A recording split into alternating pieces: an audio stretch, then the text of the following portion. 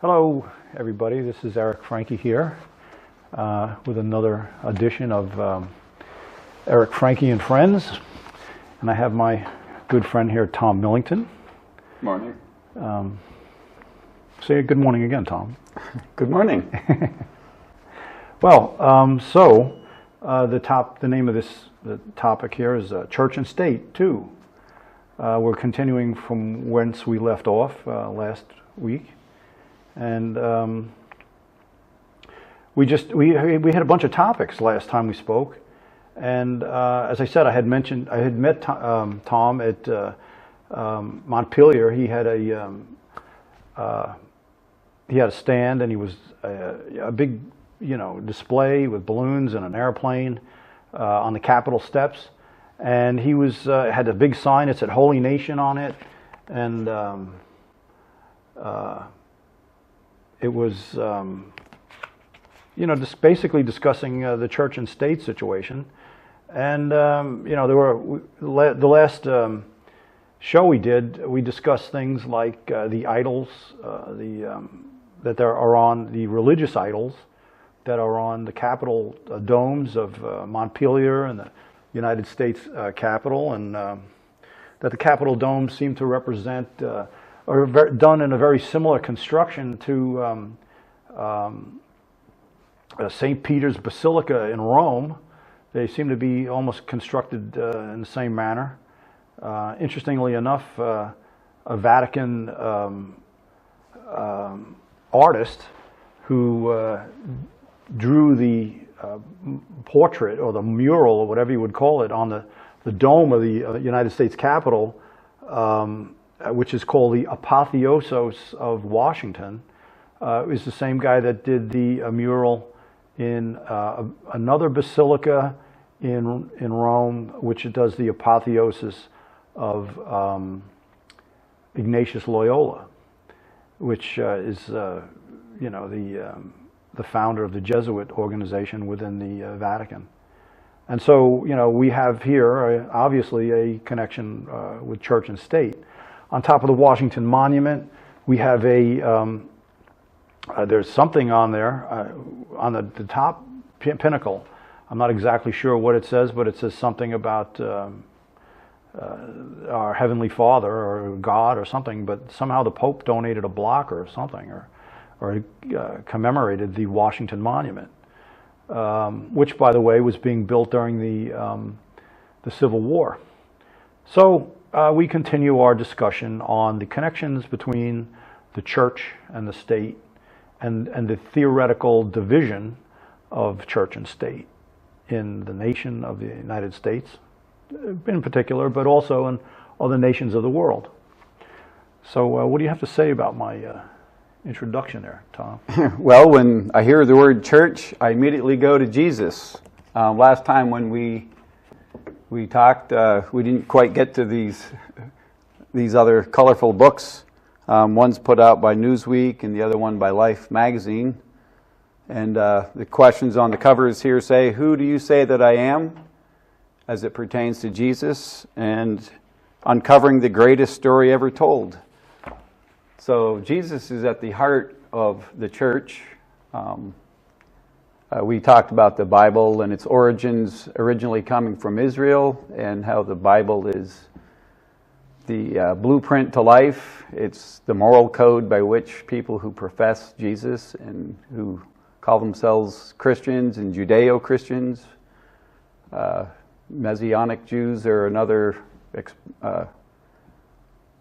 acknowledging this fact that Jesus has come into the world. So our whole worldview and our whole purpose for living, what we do about our days and throughout our lifetime, is shaped by the Bible.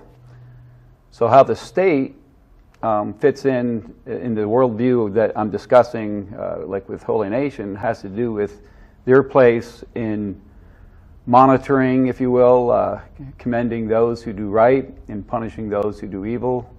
There needs to be an involvement of the Holy Scriptures in the state. Well, I'm in agreement with you that there should be an involvement with the Scriptures, and that For example, if you go to the Supreme Court building in the United States, Supreme Court building, and on the outside there are pictures of different religious figures, and one in particular is Moses. And the Ten Commandments are, I believe, they're written on the walls of the Supreme Court.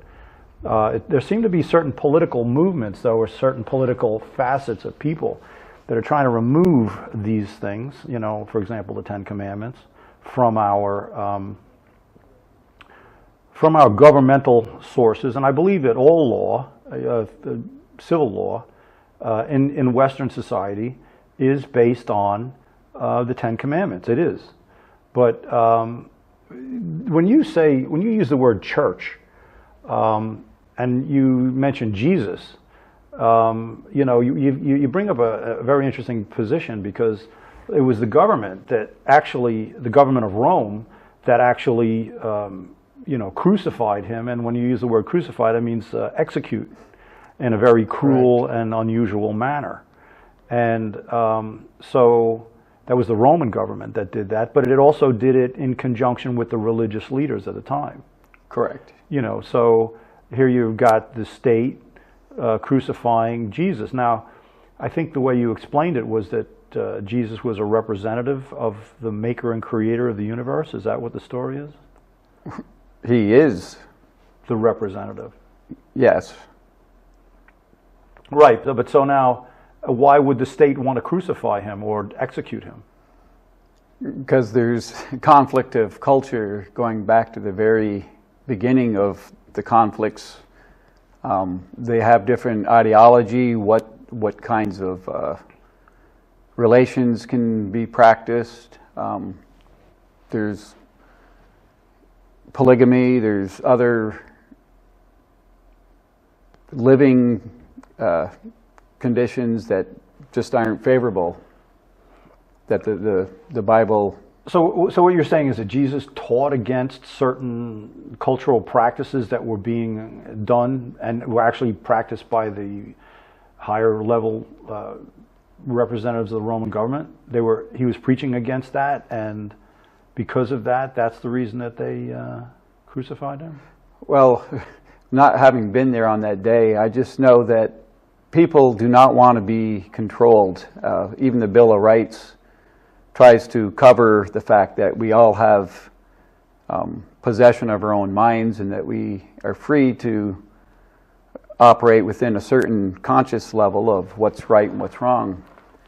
The Bible takes the spiritual journey that many people do not dare, for one reason or another, to go down, but it challenges people for anything from their speech to their purpose for living.